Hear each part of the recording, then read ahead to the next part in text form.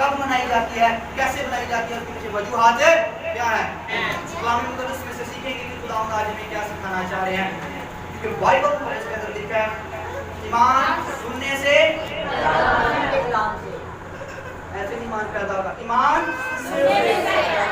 सुनना मसीह के कलाम से, सुनेंगे तो ईमान पैदा होगा, ईमान पैदा होगा तो दिलों को मोएगा, दिलों को मोएगा तो दिलों पर चोट लगेगी, चोट लगेगी तो फिर रसूल कहते हैं बस तौबा करो और अपने गुनाहों से निजात पाओ और उनको इनाम में हासिल करो। स्वयं इस्लाम को सीखेंगे खुदावंद आज हमें क्या सिखाना चाह रहे हैं। यूहन्ना रसूल की इंजील में से हम सीखेंगे कि आज का वाइस हम सब लोगों के लिए क्या है। यूहन्ना रसूल की इंजील और उसका 14वां बाब 15वीं आयत से लेकर 20वीं आयत तक कलाम पाक की तिलावत करेंगे। The gospel of John chapter number 14 verse number 15 to 25 आयत का मुताला करेंगे। यूहन्ना रसूल की इंजील उसका 14वां बाब 15वीं आयत से लेकर 20वीं आयत की कलाम पाक की तिलावत करेंगे। बहुत सुनिए, अपने कान को खुला रखिएगा। मैं चंद सवालात करूंगा, उसके बाद कलाम मुक़द्दस को सीखेंगे। लिखा है अगर तुम मुझसे मोहब्बत रखते हो तो मेरे हुक्मों पर अमल करोगे और मैं बाप से दरख्वास्त करूंगा तो वो तुम्हें दूसरा मददगार बख्शेगा कि अब तक तुम्हारे साथ रहे, यानी रूहे हक जिसे दुनिया हासिल नहीं कर सकती क्योंकि ना उसे देखती है और ना जानती है। तुम उसे जानते हो क्योंकि वो तुम्हारे साथ रहता है और तुम्हारे अंदर होगा। मैं तुम्हें यतीम ना छोड़ूंगा, मैं तुम्हारे पास आऊंगा। थोड़ी देर बाकी है कि दुनिया मुझे फिर ना देखेगी मगर तुम मुझे देखते रहोगे, क्योंकि मैं जीता हूँ तुम भी जीते रहोगे। उस रोज तुम जानोगे कि मैं अपने बाप में हूँ और तुम शफी और खुलासी का सबब बने। आमीन। आइए अपने सरों को झुकाएंगे, चंद हम आपकी खामोशी इख्तियार करेंगे क्योंकि ज़बूर नबी लिखता है खामोश हो जाओ और जान लो कि मैं ही खुदा हूँ। खुदा के हुक्म मानते हुए सभी लोग अपनी आंखों को बंद कर दीजिए, ज़ुबानें भी बंद हो, आंखें भी बंद हो और अपने दिलों के अंदर दुआ करेंगे। खुदा आज भी हम कलाम पाक की तिलावत हम सब लोगों ने सुनी है, ये हम सबों के लिए बाहर से बरकत का सबब ठहरे। मेरे लिए दुआ कीजिए कि खुदा मुझे उससे लहू के बाइबल मुक़द्दस का ये खूबसूरत तरीन हिस्सा आज सब लोगों ने बड़ी इकराम के साथ इसको सुना। खुदा के कालम जनाब यूहन्ना रसूल इस चीज को बयान कर रहे हैं, बड़ी खूबसूरती के साथ उन्होंने रूह कुदूस का पहले इंट्रोडक्शन किया, इंट्रोडक्शन को इसलिए कर रहे हैं कि अपना हाथ मेरे पकड़ के रखे, किसी फकीर के नहीं बल्कि किसके खुदावंद यीशु मसीह नासरी के हाथ में पकड़ के रखे के साथ हम कलाम है और बात कर रहे हैं। बात का आगाज कुछ इस तरह हुआ है, मैं पढ़ता हूं और से बाइबल में लिखा अगर तुम मुझसे मोहब्बत रखते हो तो मेरे हुक्मों पर भी अमल करो।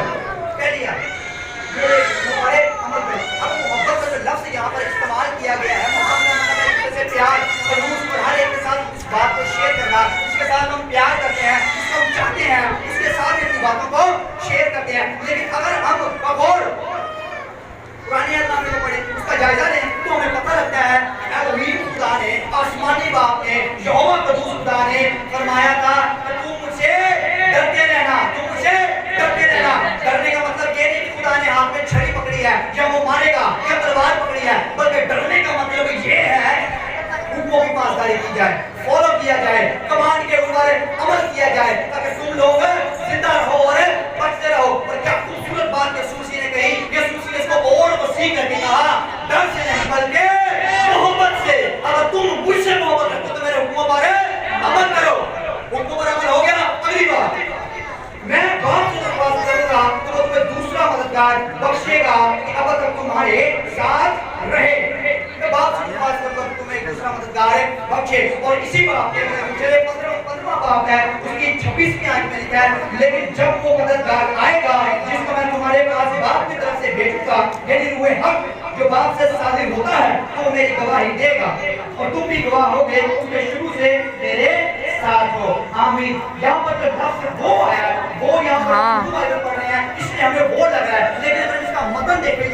कुरान के अंदर इसको जो जिस नाम से पुकारा गया वो है एलोस, तो रूह हक को जिस नाम से पुकारा गया है वो है एलोस, यानी कि रूह हक को एलोस कहा गया है। और जहाँ पर रूह हक आता है वहाँ पर मौजूद होना शुरू हो जाता है। और यीशु मसीह ने बड़ी खूबसूरती के साथ बयान किया। अब क्या है, हिस्ट्री क्या कहती है, पुराना इकरामा क्या कहता है, नया इकरामा क्या कहता है, हम इसी बाबत से सीखेंगे। और याद रखिए, मैं आज की शाम को आपका बेटा होते हुए आपको कायल करने नहीं, आपको इस काबिल करने आया हूँ कि आप इस मुनादी को रिसीव करें और आगे जाकर शेयर करें। तो आमीन कह सकते हैं? कायल नहीं होना, काबिल होना है, इस मुनादी को रिसीव करें और आगे बढ़ेंगे। आगे लिखा है कि यदि रूह हक जिसे दुनिया ना हासिल है क्योंकि ना उसे देखती है और ना जानती है। सादा सी मिसाल लीजिए, आप बाहर जाते हैं गैर कौम के अंदर रहते हैं, तो गैर कौम के अंदर आप किसी से जाकर पूछे जनाब आप मुझे ये बताइए क्या आप मूसा को जानते हैं, क्या वो जवाब देंगे जानते हैं कि नहीं? देंगे या नहीं? देंगे। भाई जरा जोर से बोलिए, देंगे कि नहीं? देंगे। वो कहेंगे जी जनाब मूसा वो थे जिनको तौरात दी गई, जिनको तौरात दी गई, जिनको शरीयत दी गई, जिनको अहकाम दिए गए, जिनको अहकाम अशरा दिए गए, वो है जनाब मूसा। आप पूछे यीशु मसीह की बात पूछेंगे तो वो अपनी जुबान में भी जिक्र करेंगे हम यीशु को भी जानते हैं, लेकिन खूबसूरती की बात ये है, ईमान की बात ये है, आप उनसे पूछिए उसको जानते हैं वो कौन है? हालेलुया, हम मसीह ये इख्तियार है तो उसको देखते हैं। देखने का मतलब ये नहीं कि हमारे सामने आएगा उसको देखेंगे, रूहानी आंखों से हम उसको देख सकते हैं, उसको पा सकते हैं, लेकिन आम शख्स उसको ना देख सकता है ना उसकी कुदरत को महसूस कर सकता है, बल्कि ये रूह हक जो बाप के अंदर से यीशु मसीह के नाम से उन पर सादिर होता है जो खुश करते हैं। आमीन। तो बोलने पर भी तवज्जो दीजिएगा। तो जो रूह हक है ये आसमानी बाप के अंदर से सादर होता है उन लोगों के लिए जो इस पर ईमान रखते हैं। और आगे बढ़ेंगे, आगे लिखा है तुम उसे जानते हो क्योंकि वो तुम्हारे साथ रहता है, तुम्हारे अंदर होगा। आमीन। तो छोटा सर्वे करते हैं कि उन्होंने यीशु मसीह को अपना शख्स जातेंदा कबूल किया। दोनों हाथ दिखाते हैं प्लीज, वहां का इशारा कीजिए, वेरी गुड, नीचे कीजिए जरा। बपतिस्मा कितने लिए यीशु मसीह के नाम से? तौबा कितने की है? That's very nice. रूह कुदूस साथ किसकी है? साथ किसकी है? और सुने, साथ किसकी है? अगला सवाल बड़ा पेचीदा और मुश्किल लग सकता है, रूह कुदूस अंदर कितनों के है? 1 2 3 पक्की बात अंदर है। रूह कुदूस अंदर होने का मतलब ये है, जो पोशाक आप देख रहे हैं, आप पोशाक पहन के अच्छी जगह पर जाएं, आप बुरी जगह पर जाएं, पोशाक अपना रंग दिखाएगी कि नहीं? दिखाएगी कि नहीं? क्या हम दिखाते हैं? फिर हम कैसे कह सकते हैं हमारे अंदर है? आज की मुनादी को हम सीखेंगे कि रूह कुदूस अंदर कैसे आए, और आएगा क्या होगा? अगर नहीं आएगा तो वहां डाला जाएगा यार होना दांता जिसमें मसीहा का रूह नहीं, वो यीशु की दुल्हन में शामिल भी नहीं। अब आपको परेशानी लग जाएगी, मैं तो यीशु मसीह को शख्सी निजात नहीं कबूल किया है, मैंने तौबा की है, मैं बपतिस्मा लेता हूँ, मैं बड़ी बड़ी दुआएं करता हूँ, मैं बड़ा कलाम पढ़ता हूँ, मैं ये करता हूँ जनाब, मैं ये करता हूँ, लेकिन इसके बावजूद मैं कहाँ जाऊँगा? बाइबल कह रही है, मैं नहीं कह रहा। कौन कह रही है? बाइबल कह रही है। सुना है, रूह कुदूस तुम्हारे साथ है, बल्कि तुम्हारे अंदर होगा। होगा का मतलब है मुस्तकबिल, फ्यूचर में आगे चलकर होगा, अभी है नहीं। अगर आपको याद हो जब यीशु मसीह को पकड़वाया गया तो पतरस ने इनकार किया कि ना? किया कि ना? तो साथ नहीं था, इसलिए उसने इनकार किया। लेकिन जब रूह हक अंदर आया तो कहता है तुमने उसको सलीब दिया, तुमने उसको छेदा, लेकिन हमारे आसमानी बाप ने उसको तीसरे रोज मुर्दों में से जिंदा भी किया।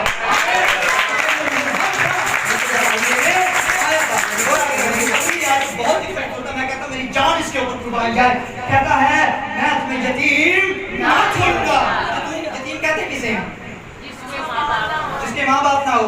अगर किसी का बाप ना हो उसको भी यतीम कहेंगे, उसको आधा यतीम कहेंगे। खुदा ना करे किसी की माँ ना हो उसको भी आधा यतीम कहेंगे, लेकिन यतीम हुआ जिसके माँ बाप ना हो। हम गैर कुरान के अंदर रहते हैं, हम घिरे हुए हैं, हम बदियों के अंदर हैं, हम उन पंडालों के अंदर हैं जो रूह हक से दूर है। ये कर लिया अपना मुंह रह जाता है।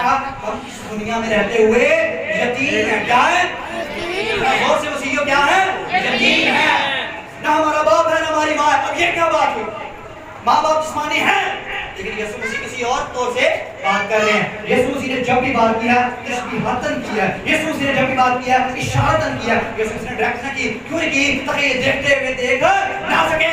फकीर फरीसियों के लिए जो आलम समझते, लेकिन आलम ये नहीं, खुदा उनको जवाब देना चाहते, इसलिए ये बातें की जाती थी। 12 फिर आगे कहा है कि मैं तुम्हें यतीम ना छोड़ूंगा, और जो तख्त पर बैठा है जिसका नाम एलोहीम खुदा है, वो हमारा बाप है, हमारी माँ है, और यतीम इसलिए नहीं होगा। पहला मददगार यीशु और दूसरा मददगार रूह कुदूस आएगा।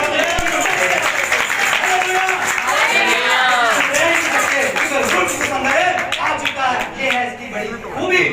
अब हम दुल्हन में शामिल होंगे और हम यतीम ना होंगे। हम तंगी में हैं, हम बहरान में हैं, हम जुल्म में हैं, हम भूख में हैं, हम प्यास में हैं, हम नंगेपन में हैं, हम किसी भी ऐसी जगह के अंदर मौजूद हैं। रसूल कहते हैं बस खुदा जहालत के वक्त में कशमपोशी करके अब सब आदमी को हर जगह हुक्म देता है कि वो क्या करें, फिर आगे कहता है कि रूह कुदूस इनाम किसको दिया जाता है?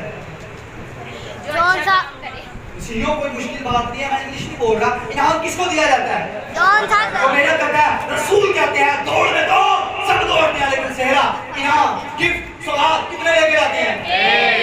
फिर इनाम किसको मिलता है? जो बाप के करीब है।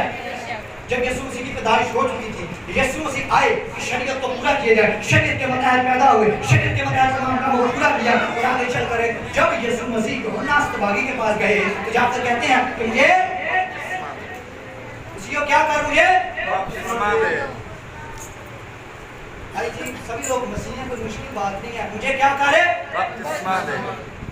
लगता है आपने रूह का बपतिस्मा पाना चाहते हैं। मुझे बपतिस्मा दे, मुझे बपतिस्मा दे। तो यूहन्ना अस्तबागी ने कहा खुदावन मैं तो अपनी तस्मा खोलने के लायक नहीं, मैं खुद मुहताज हूं आपसे बपतिस्मा लो। यीशु मसीह ने कहा यूहन्ना अभी ऐसा होने दे क्योंकि हमें राष्ट्रवाद को पूरा करना जरूर है। यूहन्ना अस्तबागी ने जैसे यीशु मसीह को बपतिस्मा दिया, बपतिस्मा देने की वजह से आसमान खुल गया और क्या हुआ? आवाज से पहले क्या हुआ? कबूतर आया। कबूतर जब आता है, कबूतर तशबीह है रूह कुदूस की। इसका मतलब ये कि फिर बाप आसमान से अर्शे मुअल्ला से अपने तख्त पर से आवाज देता है, पहले जमीन पर निगाह करता है, क्या कोई फर्द बशर मौजूद है जो मेरे बेटे को बयान कर सके, इसकी खूबियां बयान कर सके, इसकी तारीफ बयान कर सके? जब खुदा को कोई फर्द बशर फिर जमीन पर ना मिला तो मजबूरन आसमान से आवाज देता है कि मेरा प्यारा बेटा है जिससे हालेलुया, हालेलुया। उसने ना गुलाम रहने दिया, ना उसने किसी और बंदर में बांधा, बल्कि जब यीशु मसीह के पास उसके शागिर्द आते हैं तो उन्होंने कहा तेरे रिश्तेदार यानी कि तेरी माँ, तेरे भाई और तेरी बहनें तुझे मिलने गए थे। उसने क्या कहा यीशु मसीह ने? मेरे माँ और बाप वो हैं जो और भाई वो हैं जो मेरा कलाम सुनते हैं। हुए के नाम हुए के नाम चीज को रिसीव कीजिए। अगर आप बेटे बनना चाहते हैं तो बहरहाल यीशु मसीह ने इस तरह इस शरीयत को पूरा किया। अब हम सीखेंगे कि है रूह की उसकी मुकम्मल पर्सनालिटी। अक्सर अहबाब मसीहियत के अंदर होते हुए ये फतवा कहते हैं, ये बात कह जाते हैं कि ये रूह तो सिर्फ एक हवा का झोंका है, ये सिर्फ एक बिजली है, ये झटका लगता है, ये खत्म हो जाता है, आता है चला जाता है। लेकिन याद रखिए कि रूह मुकम्मल पर्सनालिटी है। मैं दूसरे अल्फाज में यूं कहूं कि एक मुकम्मल शख्सियत है, जैसे बाप, बेटा और रूह तीनों पर्सनालिटीज मौजूद है, तीनों का इरादा एक है, तीनों का ख्याल एक है, क्योंकि हमें इंसानों को निजात देनी है। किससे? गुनाहों से। किससे? मौत से। किससे? बीमारियों से। तो खुदा ने तमाम बच्चों को हमसे दूर किया। ये थी रूह कुदूस की डेफिनेशन। जो आता है रूह कुदूस आएगा तो आप दुआ करेंगे, रूह कुदूस आएगा तो आप कलाम पढ़ेंगे, रूह कुदूस आएगा तो बुगल जाएगा, रूह कुदूस आएगा तो मोहब्बत आएगी, रूह कुदूस आएगा तो खुशी आएगी, रूह कुदूस आएगा तो इत्मीनान आएगा, रूह कुदूस आएगा तो तहम्मुल आएगा, रूह कुदूस आएगा तो नेकी आएगी, रूह कुदूस आएगा तो ईमानदारी आएगी। कोई भी आपको नहीं गिरा सकता क्योंकि जो आपके अंदर है वो उससे ज्यादा जोरावर है। आमीन। जब आएगा तो तमाम चीजों की पेशी को यहाँ खुद करेगा। और योएल नबी जनाब फरमाते हैं अपने सहीफे के अंदर कि मैं उन अयाम में अपनी रूह हर मर्द बशर पर नाज़िल करूंगा। तुम्हारे बेटे और बेटियां, तुम्हारे जवान और बूढ़े, नबूवत पूरी हो रही है, ईमान रखते हैं, नबूवत पूरी हो रही है। आपको कामनी तौर पर आपके ऊपर है और आप इसको किसका लेते हैं। पर ये थी रूह कुदूस की मुकम्मल पर्सनालिटी जो हर वही अब सोचेंगे कि जनाब मैं कैसे ले सकता हूँ, मेरी ये औकात ही नहीं है। लेकिन कलाम में मुकद्दस में लिखा है मांगो तुमको ढूंढोगे तो आगे कहा है अगर तुम बुरे हो अपने बच्चों को अच्छी चीजें देना जानते हो, अगर तुम्हारा बेटा तुमसे रोटी मांगे तो क्या पत्थर दोगे? जोर से। मछली मांगे तो सांप दोगे? या अंडा मांगे तो बिच्छू दोगे? फिर यीशु मसीह ने बहुत प्यारा कौल लिखा है, ये नहीं कहा मैं जायदाद दूंगा, ये नहीं कहा मैं औलाद दूंगा, ये नहीं कहा मैं मिरास दूंगा, बल्कि कहा कि जो अगर तुम बुरे होकर अपने बच्चों को अच्छी चीजें देना जानते हो तो क्यों कर तुम्हारा आसमानी बाप अपने मांगने वालों को रूह कुदूस क्यों नहीं देगा? रूह कुदूस आएगा, तमाम चीजों की पेशी करवाएगा। रूह कुदूस हर वही इंसान के पास होना लाजिम है। आप कभी गौर कीजिए, अगर आप दुआ नहीं करते या आप किसी ऐसा काम कर देते हैं जो नाजेबा है, जो नामुनासिब है, कहते हैं मेरा ज़मीर मुझे मलामत कर रहा है, करता कि नहीं? ये ज़मीर लोगों ने नाम दिया, लेकिन दरअसल रूह कुदूस क्या लिखा? रूह कुदूस तुम्हारे साथ है। क्या है? साथ है। तो साथ है तो वो तंबिया करता है। अब अंदर आने का मतलब ये पोशाक की तरह उसको पहने। अब ये आपके ऊपर हमने कैसे पहना है, हम सीखेंगे कि हर रूह की पर्सनैलिटी आज ये कौन सी मनाई जा रही है? जिस दिन यीशु मसीह को क्रूस के ऊपर तस्लीम दी गई उस दिन कौन सी ईद थी? यार एक डिमांड है, उस दिन कौन सी ईद थी? यीशु कब्र से बाहर आए, कल कौन सी ईद थी? हफ्तों की ईद थी, याद रखिए। हम इसको ईद पहनते। अब ये हफ्तों की ईद कैसी थी? आइए, मैंने कहा कि हम पुराने और नए यात्रानामे दोनों का मुताबिया करके सीखेंगे कि क्या। आइए इबार की किताब निकालिए मेरे साथ। इबार की किताब उसका 23वां बाब और उसकी पत्र की यहाँ से पढ़ता हूँ। और तुम सबत के दूसरे दिन से जिस दिन बुलाने की कुर्बानी के लिए पूरा लाओगे गिनना शुरू करना, जब तक 7 सबत पूरे ना हो जाएं, और 7वें सबत के दूसरे दिन तक 50 दिन गिन लेना, तब तुम खुदावन के लिए नजर की नई कुर्बानी गुजराना। आमीन। पहली ईद थी ईद फसा, जिस दिन यीशु मसीह को फसा का बड़ा अपनाया गया। ईद फतीर, यीशु मसीह को कब्र में रखा गया। पहले फलों की ईद, जिस दिन यीशु मसीह कब्र से बाहर आए, और फिर आगे हफ्तों की, जिसको वीक्स और जिसको द फीस्ट ऑफ हेवन इसके नाम से जाना जाता है, जिसको द फीस्ट ऑफ वीक्स के नाम से जाना जाता है। हफ्तों की ईद जिसको उर्दू में कहा गया, या इसको फसल की कटाई की ईद कहा जाता है। हर एक ईद के पीछे, हर एक बात के पीछे, हर एक कॉल के पीछे, हर एक काम के पीछे एक राज छुपा हुआ था जो यहोवा खुदा ने अपने बेटे को भेजकर पूरा किया। अब ये हफ्तों की ईद क्या थी? जो थी पहले फलों की, इसमें अपना पूरा पेश किया जाता था। लेकिन ये जो हफ्तों की ईद है, जब यीशु मसीह आसमान कितने दिन तक जमीन पर बना दी गई उन्होंने? कितने दिनों के बाद नाज़िल हुआ? पक्की बात 10 दिनों के बाद। 10 दिनों के बाद नाज़िल। टोटल कितने दिन हो गए? 50। और ये ईद अगर आपने गौर से इस आयत को सुना तो लिखा है 7 हफ्तों के बाद। कितने? 7 को 7 के साथ अरब में क्या आता है? 49 आता है। 7 को 7 के साथ अरब में 49, और एक वो दिन जिसमें यीशु मसीह को कितने हो गए? 50 ईद पूरी कर दी। अब इसको बनाने का मकसद ये था, खुदावंद ने हुक्म दिया था कि जब तुम पहली फसल काट लिया, इसके बाद आपने दोबारा आना। दोबारा जैसे कि ईद है, आपने दिन गिनने हैं, 50 दिन जैसे पूरे होते हैं, 50 दिनों को पूरा करने के बाद आपने हैकल के अंदर आना है। हैकल के अंदर आने के बाद आपने अपनी जो नजर है कुर्बानी उसको पेश करना है। और ये असूल था कि जो भी रोटी पेश की जाती, जो अपनी फसल कटाई के पहले पूरा पेश किया जाता, वो पहले अपनों की थी। और जो हफ्तों की फसल की कटाई की खुशी में फिर धोल की धाव पर रख किया जाता, खुशी मनाई जाती, और रोटियां अपने चढ़ावे खुदा के पूरे पेश किए जाते।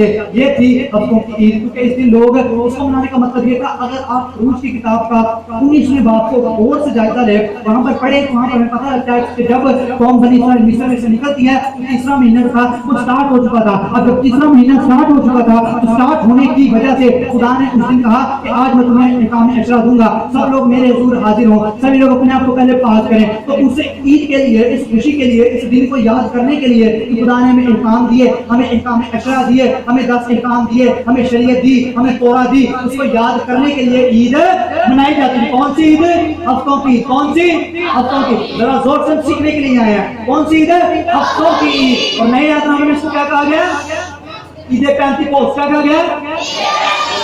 पुराने यादनामे के अंदर हफ्तों की यानी फसल की कटाई की, नए यादनामे में ईद पैंतीकोस। ये थी वो ईद जिसको यीशु मसीह ने पूरा किया। फिर आई ईद क़याम, मसीहों की ईद, जो में तो ये आगे आने दिनों में सीखेंगे। बहरहाल ये थी हफ्तों की जिसको यीशु मसीह ने अब पूरा किया। अब ये ईद किस तरह पूरी हुई? आपको याद, जब यीशु मसीह कब्र से बाहर आते हैं, आसमान के ऊपर जाने वाले होते हैं, जब कोहे ज़ैतून के ऊपर मौजूद होते हैं, तब मुशरिकीन को कहते हैं अस्तु जाकर सब कौमों को, और उनको बाप और रूह के नाम से और उनको ये तालीम दो कि उन सब बातों पर अमल करें जिनका मैंने तुमको हुक्म दिया है। और देखो मैं दुनिया के आखिर तक और कहा तुम मेरे गवाह होगे। पहले यरूशलेम से, फिर यहूदिया से, फिर सामरिया से और फिर दुनिया की इंतहा से, पूरी दुनिया के तुम मेरे गवाह होगे। और क्या ही खूबसूरत बात है, जिस दिन आदम की बस्ती में से किसको निकाला गया? किसको निकाला गया? ठीक इसी तरह जब मेरे खुदा ने यीशु मसीह की पसली के अंदर भाला लगा तो ये दुल्हन निकल कर तैयार होकर आ गई और रूह कुदूस का बपतिस्मा को दे दिया गया। आमीन। दुल्हन तैयार होकर आ चुकी है। शागिर्द बड़े परेशान है। तो खुदा ने कहा तुमने कहाँ पर ठहरे रहना है? एक जगह पर ठहरे रहना और वहां से बाहर तब तक नहीं निकले जब तक तुम्हें कुव्वत का लिबास ठहरे रहना। कहाँ पर ठहरे थे बता सकता कोई? जी भाई जवाब दीजिए जल्दी से। बाला खाना में। Very good. बाला खाना बेसिकली कहते हैं किसको? बाला खाना होता क्या है? Very good. और जिस तरह जवाब दिए मैंने कहा हम कायल करने में आपको क्या भी कर रहे हैं ताकि हम मुनादी करें। बोलिए जरा बाला खाना किसको कहते हैं? और बाला खाना किसे कहते हैं? तो दिनों पर जोर दीजिए, आपको पता है सारे केमिस्ट्री कहते हैं। बताओ जरा जल्दी कीजिए, घर बंदे देखते हैं। बाला खाना किसे कहा जाता है? अगर आपको याद हो तो खुदा ने कहा था जब जिस दिन यहूदियों की ईद अमाल उसका पहला बाप और दूसरे बाप का गौर से जायजा ले तो पढ़े वहां पर लिखा यहूदियों की एक ईद थी। क्या थी? जो परेशान आप हो गए, क्या थी? यहूदियों की ईद थी। वो हफ्तों की ईद को मनाने के लिए आए थे।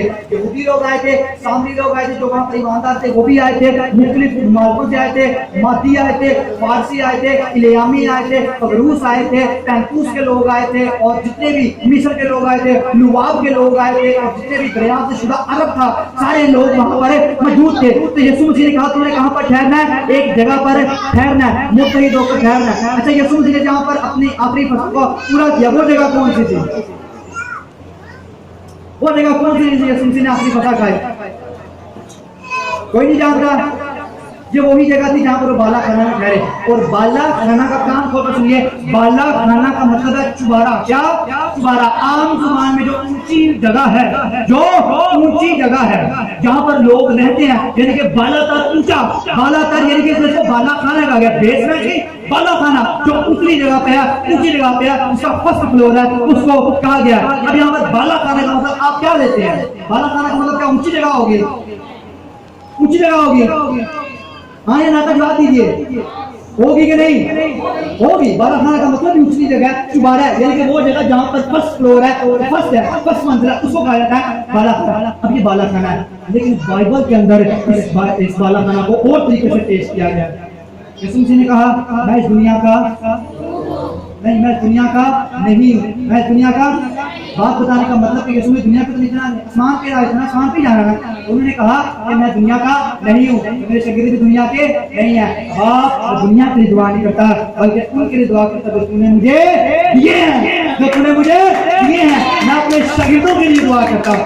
अब जब यीशु मसीह ने आखिरी फसा खाली, बहुत सुनिएगा, आखिरी फसा यीशु मसीह ने खाली, उसी जगह पर शागिर्द जाते हैं। और बाला खाना का मतलब आपको पता है ऊंची जगह जो फर्स्ट फ्लोर है। लेकिन बाइबल के अंदर इसको इसलिए कहा गया है कि दुनिया की शक्ति को दूर कीजिए, दुनिया के घमंड को दूर कीजिए, दुनिया की हर तरह की बदकारी को दूर कीजिए। और ऊंची जगह का मतलब यह है दुनिया थल्ले ते असी उत्ते शैतान साडे पैरां थल्ले असी उत्ते चढ़ के यीशु दी इबादत करिए। और जब सुनिए जरा, जब बाला खाना के अंदर मौजूद थे, बाला खाना ठीक ऊंची जगह, तो ये बाइबल का तस्बीह है में इस तरफ इशारा देता है कि हम दुनिया के नहीं है, हमें दुनिया से ऊपर जाना है, ऊपर चढ़कर दुआ करनी है, दुनिया को छोड़ना है, अपने तमाम ख्वाहिशों को मारना है, रत्तों को मारना है, तब खुदा का रूह हम पर नाज़िल होगा। और पतरस जाकर तमाम मुस्लिमों को कहता है भाइयों वो सो क्यों रहे हो, आओ दुआ करें, आज ईद है। खुदा ने कहा था ठहरे रहना, तो रोज दुआ करते थे। और याद रखिए उन्होंने पहले अपनी दुआ शुरू की और जैसे उन्होंने लॉर्ड प्रेयर जो खुदा ने उनको दुआ सिखाई थी, आए हमारे बाप की दुआ जोर के साथ शुरू की।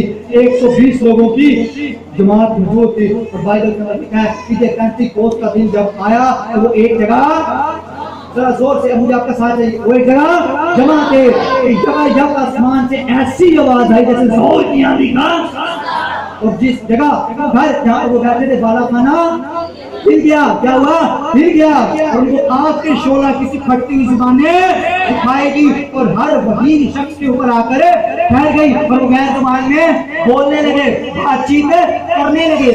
अब जब वो अपने काम को पूरा करते हैं, दिलेरी आ गई, दिलेरी आ चुकी थी कि नहीं, दिलेरी आ चुकी थी। अब दिलेरी जब आ चुकी है वो अपने घर से बाहर आए, हलचल मचना शुरू हो गई। एक जिसको कहते हैं, जिस तरह हिसाया जर्मिया कहता है कि मेरी हड्डियों के अंदर एक आग लगी है, तुमने कितने नहीं देती कि मैं खुदा के कलाम की मुनादी करूं। और रसूल सारे ही बाहर आ गए, उनका समरियम में शामिल थी, सारे 120 लोगों की बात बाहर आई और खुदा की तमजीद करने लगी। और जितने भी लोग गैर कौमों से आए थे, ठीक इसी तरह पैदाइश 11 बाब के अंदर जैसे बाबुल के बुर्ज के वक्त खुदा ने जुबानों के अंदर इख्तिलाफ डाला, आज उसी इख्तिलाफ को रूह कुद्दूस के वसीला से खत्म कर दिया। लोग कहते हैं हमें तो ऐसे लगता है जैसे कि हमारी ही बोली में बात कर रहा है। मेसोपोटामिया से लोग आए थे, मादी वहां पर आए थे, फारसी वहां पर आए थे, अलियामी वहां पर आए थे, कदूकिया के लोग वहां पर आए थे, पैंतूस के लोग वहां पर आए थे, मिस्र के लोग वापस गए थे। क्या उनकी जुबान एक थी? जुबान एक थी? तो कह रहे हमें समझ आ रही है। और कई कथों ने कहा, और आज भी ऐसे लोग इकट्ठे में कह दिया कि तो ताजा महके नशे में आते हैं। भाइयों कैसे बात करते हैं, अभी तो कह रही है, अभी तो कह रही है पहला वक्त यीशु मसीह को स्लीप कितने बजे दी गई? 9 बजे। कितने बजे? 9 बजे। और पतरस ने क्या कहा, कौन सा पहरा है? पहला पहर 9 बजे। और रूह कुद्दूस भी 9 बजे ही नाजिल हुआ, क्योंकि खुदा ने सलीब पर जान दी, उधर रूह कुद्दूस नाजिल हो गया। आमीन। इस तरह खुदा ने सलीब को पूरा किया। अब जब नाजिल हो चुका है तो लोगों ने खर्चा करने शुरू कर दिए कि भाई ये तो ताजा मैके नशे में अपनी अपनी बातें रंगरलियां स्टार्ट कर दी उन्होंने। तो लेकिन रसूल बाहर आए, कहते हैं भाई वो खर्चों में नाम डाल, ऐसी बात ना करो। वही जो 3 दफा इनकार करता है, वही जो कान डालकर कहता है, वही कहता है खुदावन तू सलीब पर जान ना दे, वही जिंदान शिकन ऐसे लोगों को जवाब देता और कहता है तुमने उसको मारा है, तुमने उसको छेदा है, और वो नबूवत पूरी होनी थी कि मैं अपने मक़दस को सड़ने ना दूंगा। तुमने उसको मारा, तुमने उसको पीटा, हालांकि वो हमारी किताब के सबब से घायल किया गया और हमारी इस्लाम की खातिर इस तरह सियासत हुई। हम सब लोग भेड़ों की मांग भटक चुके थे, लेकिन खुदा को पसंद आया हमारे झूठ, हमारे फरेब, हमारी बदकिरदारियां सारी इस पर आते, वो बदकिरदारों के अंदर गिना गया, उसकी कब्र में ढोल मदद वगैरह लगाई गई। इस तरह भेड़ अपनी बात करवाने वाले के सामने और बड़ा जबा करवाने वालों के सामने खामोश रहता है। इब्न आदम भी खामोश रहा फतवा लगवाने वाले के सामने, जहाँ तक कि उसने अपने हाथ धोकर कह दिया मैं इसके अंदर कोई गुनाह नहीं पाता, इतना मारना हमने इसको है। जब कहा इब्राहिम का खुदा, इसहाक का खुदा, याकूब का खुदा मुजस्सम होकर आया था, तुमने उसकी तकदीस ना की, तुमने उसको ना पहचाना, तुमने उसको मार डाला, तुमने उसकी बात को ना सुना। वो तुम्हें समझाने आया, तुम्हें पेशन गोलियां बताने आया, तमाम चीजों को पूरा करने आया और राह जिंदगी दिखाने आया। सच्चाई है मैं हूँ। तो फिर आगे कहता है बहुत से दबे हुए लोग सब मेरे पास आओ, अपना दुआ मुझे दो, मेरा दुआ तुम ले लो, तो मेरा दुआ मलाइन में तुम्हारी जाने रास्ते पाएंगी। जब उसने ये बातें कही तो लोगों के दिलों में ठेस लगना शुरू हो गई, चोट लगना शुरू हो गई, क्योंकि रूह कुद्दूस नाम कर रहा था, पता कुछ नहीं था, लोग किसी थे, क्योंकि जो अंदर आ चुका था, वह हक आ चुका था, अकाउंट आ चुका था, रूह कुद्दूस आ चुका था, खुदा का तख्त का जो खुदा के पास मौजूद है और खुदा से पहले बात के अंदर लिखा है खुदा ने आसमान और जमीन को पैदा किया, जमीन वीरान और इंसान थी। और क्या लिखा है खुदा की रूह पानी की सतह के ऊपर रूह मौजूद था, रूह अज़लिया, रूह अबदिया। तो लोग कहते हैं पुराने आदम में अगर मौजूद नहीं था, मौजूद था, याद रखिए। और फिर आगे जब वो रूह के अंदर आ गया तो वो वाइस करता है, वो खुदा का तारीफ बयान करता है, वो उनको समझाता है, उनको झिड़कता है, गुनाहों से तौबा करो, तो सारे टूट जाते हैं, सारे बिखर जाते हैं। कहते भाई हम क्या करें, जनाब हम क्या करें, हुजूर हम क्या करें, हमें बताओ। हम तो पतरस ने बावाज़ बुलंद कहा बस तुम में से हर एक अपने गुनाहों का इकरार करे, फिर तौबा करे, तौबा करने के बाद यीशु के नाम पर बपतिस्मा ले और रूह कुद्दूस के नाम में आए। और लिखा है वो 120 लोगों की जमात, और सुनिए 120 लोगों की जमात एक दिन के अंदर, 1 से 2 घंटे के वाइस के अंदर 3120 लोगों की जमात तब्दील होगी। ये है रूह कुद्दूस के काम। आमीन। ये है रूह कुद्दूस के काम।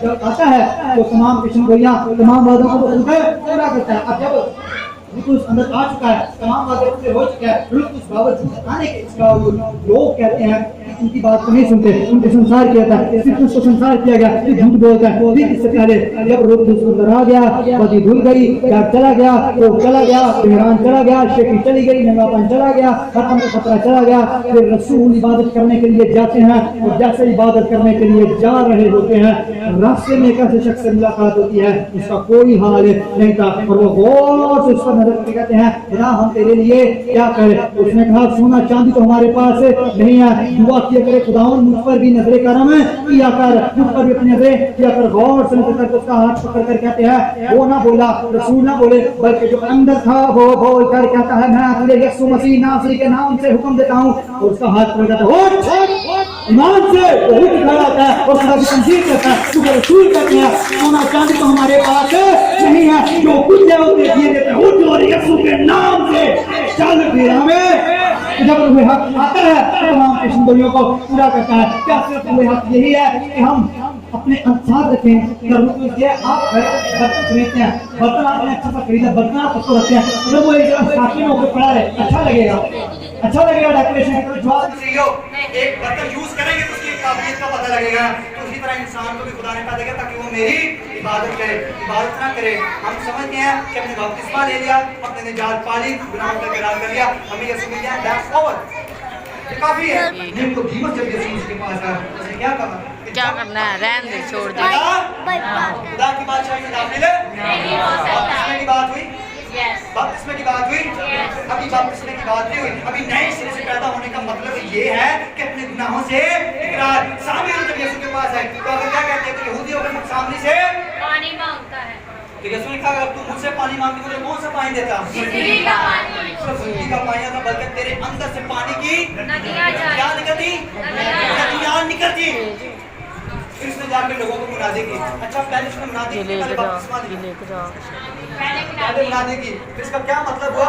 पहले गुनाहों से इकरार करना है, फिर यीशु मसीह को शक्ति जात तक कबूल करना है, और जिसमें मसीहा का रूह नहीं है यीशु मसीह में शामिल नहीं। याद रखिए, आज से 2000 साल पहले जो वाकया पेश आया था, जब रसूल एक जगह मुत्तहिद बैठे हुए थे, एक जगह यकजक थे, और वो इस बात पर मसरूफ थे कि आज हमने खुदा की बात सुनना है, वही तो डर गए थे, वही उसको छोड़कर भाग गए थे। लेकिन जब वक्त पूरा हो गया, जब वक्त आ गया, आने बाला के अंदर मौजूद थे, दुनिया से बाला तक थे, खुदा की पहुंच तक आ चुकी थी, तो रूह कुदूस जोर से ऊपर नाजिल हुआ। एक पर नहीं, दो पर नहीं, 6 पर नहीं, बल्कि सारी 120 जमात के ऊपर नाजिल हुआ। और नाजिल होकर उनको क्या दी? दलेरी दी। वो आरे से चीरे गए, वो कुर्बानियों की तरह मखलूक किए गए, भेड़ों की मानिद उनको ज़िबा किया गया, उनकी कोई इज्जत ना रही। लेकिन हम ईमान रखते हैं कि वो आज भी अपनी नींद सो रहे हैं, और जैसे जैसे मसीह आएंगे वो कब्रों में से जी उठेंगे। ये है रूह कुदूस की कुदरत। और अब जब रूह कुदूस अंदर है, याद रखिए, आज हम समझते हैं कि जी मुझे रूह कुदूस मिल गया, मेरी सारी परेशानी खत्म हो गया। हम क्या करते हैं? रूह कुदूस हासिल भी कर सकते हैं, लेकिन याद रखिए रूह कुदूस जुदा भी हो जाता है। रूह कुदूस से बाइबल के अंदर क्या लिखा? पुराने यादनामे के अंदर एलिया जब मर गया था, सॉरी एलीशा जब मर गया था, उसके हड्डियों के साथ हड्डियां टकराने क्या हुआ था? मुर्दा जिंदा हुआ था कि नहीं? ये है अपनी बहुत रूह कुदूस की। और जब उसने कहा कि एलिया ने कहा कि जो जिंदा पैदा हुआ आसमान से किस चीज से जवाब दे? आग से जवाब देगा। किससे? आग से। आग आई थी कि नहीं? रूह कुदूस मौजूद था। और जब मूसा ने उन 70 बुजुर्गों को मसा किया तो लिखा है कि वहां पर रूह कुदूस आया, लेकिन सब तस्लीम और फिर चला गया। रूह कुदूस आता था, चला गया। तो आदम ने गुनाह किया था, तो आदम ने बदी की थी, वो दरमियान आ चुकी थी, वो दरमियान आ चुकी थी। अब उसको खत्म करना वहीद लाजिम हो चुका था, और ये अंबार गुनाहों के हर वहीद इंसान के ऊपर बन चुके थे, लेकिन यीशु मसीह ने इनको पूरा किया। अब जब जैसे हम समझते हैं, छोटी जरा रूह कुदूस के 9 फल है और 15 जिस्म की ख्वाहिशें हैं। जिस्म की ख्वाहिशें ज्यादा है कि रूह के फल ज्यादा है, लेकिन ये 9 फल जहाँ 15 ख्वाहिशों के ऊपर है गालिब आते हैं। याद रखिए, ये खुदा की इल्हामी कुदरत है। हमारे अंदर शेखी आ चुकी है, घमंड आ चुका है, फखूर आ चुका है, बुग़्ज़ आ चुका है, हसद आ चुकी है, गाली गलौज आ चुका है, नफरत आ चुकी है, और हर तरह का सबका बेहतर तौर पर जानते क्या क्या आ चुका है। यहाँ से कलाम सुना, निकलने के बाद तू कौन थे, मैं कौन? क्या रूह कुदूस सिर्फ ये है मैं आऊँ, दुआ करूँ, गीत करूँ, कलाम सुनाऊँ, बाइबल पढ़ूँ, बस ये रूह कुदूस है? ये रूह कुदूस नहीं है। खुदा के खादिम ने भी बताया था कि मैंने एक शख्स था जिसका किसी बाबे से गैरजुबान बोलता था तो रूह कुदूस की भी याद रखिए, पहचान ये आपके ऊपर आपको खुदा ने हिकमत दी है, आप पहचान कर सकते हैं, आप जान सकते कौन मुझे नाक़िस तलीम दे रहा है और कौन मुझे खालिस तलीम दे रहा है। रूह कुदूस जब अंदर आता है तो जिंदगियों के साथ लड़ता है, शेखी को दूर करता है। उस वक्त तो पसली के अंदर भाड़ा लेके दुल्हन तैयार हो चुकी है, दुल्हन तैयार है, लेकिन दुल्हन को अपने मेकअप की जरूरत है, अपने श्रृंगार की जरूरत है। रूह कुदूस अंदर आएगा तो मेकअप मुकम्मल होगा। रूह कुदूस एक मुकम्मल पर्सनैलिटी है, याद रखिए। अलौस जब तक किसी के पास नहीं वो खुदा की बादशाही का वारिस नहीं हो सकता। तो ये मेरी बात नहीं बल्कि किसकी है? रूह कुदूस की। कितने लोग रूह कुदूस के लिए तैयार हैं? हाथ दिखाइए जरा, कितने लोग रूह कुदूस के तैयार हैं? आइए सभी लोग अपने कदमों पर खड़े हो जाएंगे, सभी लोग अपने कदमों पर खड़े हो जाइए। आज से 2000 साल पहले एक वाकया पेश आया था कि जैसे ही रसूलों ने यकजहत होकर दुआ की थी तो खुदा का रूह जोर से उनके ऊपर नाज़िल हुआ। सभी बहनें और भाई एक दूसरे का हाथ पकड़ लीजिए और जोर से दुआ करना शुरू कर दीजिए, खुदावंद मुझे रूह कुदूस की तस्वीर से माला माल कर दीजिए, क्योंकि नेमतें तो तरह तरह की हैं, तस्वीरें भी तरह तरह की हैं, लेकिन रूह एक है। और रूह जब अंदर आता है एक के अंदर नहीं, वो सबको मसा करता है। सब लोग एक दूसरे का हाथ पकड़ लीजिए और दुआ कीजिए। सभी लोगों के आंखें बंद हो जाइए। खुदावंद से कहिए कि खुदावंद आ और मुझे सिखा, रूह हक आए और अपने सिखाए। पहले मेरे साथ था, अब मुझे साथ नहीं, मुझे अंदर चाहिए, क्योंकि रूह कुदूस अंदर आएगा तो मुझे बरकत देगा, क्योंकि कलाम मुक़द्दस के अंदर लिखा है मांगोगे तो दिया जाएगा, ढूंढोगे तो पाओगे, रोज़ खटखटाओगे तो तुम्हारे वास्ते खुल जाएगा।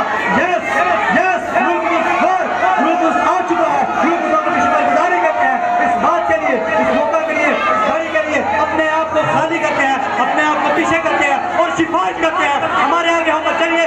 आज से 2000 साल पहले जिस नाम ने 12 से आवाज आई, आज ये आवाज नाज़िल हो और आपके बेटे पर बेटा रूह कुदूस की कुदरत को हासिल करिए। दुआ करते रहिए, जोर के साथ दुआ कीजिए। कलाम मुक़द्दस के अंदर लिखा है गला फाड़ और दरेग ना कर, अपनी आवाज के नसीगे की मानिंद बुलंद कर आवाज को बुलंद कीजिए और रूह हक की तारीफ कीजिए। यस प्रेज़ द लॉर्ड, रूह कुदूस आप काम कर रहे हैं। यस यस, रूह कुदूस हम तो सिफारिश करते हैं, हम ऑर्डर नहीं करते, अपने बंदे को हाथ दिलाते हैं। यस, दुआ करते रहिए, खुदा के खादिम के साथ मिलकर दुआ करेंगे। Yes hallelujah hallelujah. इसी तरह दुआ में शामिल रहें ताकि खुदा का बाप रूह जो है